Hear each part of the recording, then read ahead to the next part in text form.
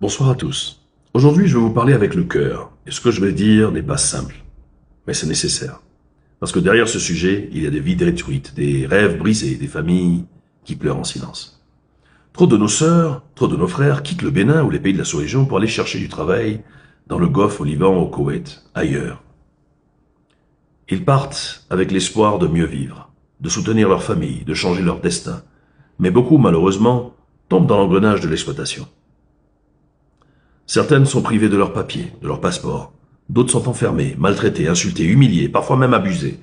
Elles travaillent dans des conditions qui n'ont rien d'humain. Elles n'ont pas le droit de parler, pas le droit de demander de l'aide. Et souvent, personne ne sait vraiment ce qu'elles vivent. Ce ne sont pas des histoires lointaines, ce sont nos filles, nos sœurs, nos voisines, nos enfants. Je veux d'ailleurs m'incliner devant leur courage.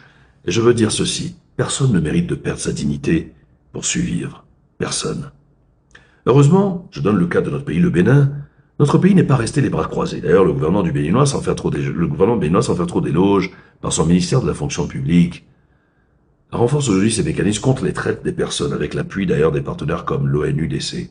Des structures qui existent. Il y a des équipes qui travaillent, des victimes qui sont identifiées, protégées, parfois rapatriées par avion. Mais vous savez, l'État seul ne peut pas tout faire. Parce que l'État, c'est vous, c'est moi. Alors aujourd'hui, je veux lancer un appel fort, un appel humain. Nous devons être vigilants, nous devons alerter, nous devons protéger les nôtres. Et si vous connaissez une personne tentée par un départ risqué, par des promesses trop belles, par un voyage dont personne ne connaît le vrai contenu, alors il est de notre devoir de lui parler, de l'informer-la. Ne la laissez pas tomber dans l'ombre. Si vous entendez parler d'un cas d'exploitation ou de détresse, rapprochez-vous des autorités compétentes.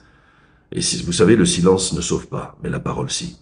D'ailleurs, chez nous, au niveau de l'initiative enfants d'école, nous allons jouer notre partition. Et nous ne ménagerons aucun effort pour sensibiliser, accompagner, relayer les situations. Nous serons une courroie entre les familles et les jeunes et les services de l'État. Parce que protéger un seul enfant de nos pays, c'est protéger tout l'avenir de nos nations. Vous savez, j'ai un rêve. Je rêve d'une Afrique qui n'a pas peur que ses enfants fuient. Je rêve dans mon pays, le Bénin, d'un Bénin où aucun jeune n'est manipulé par des groupes destructeurs.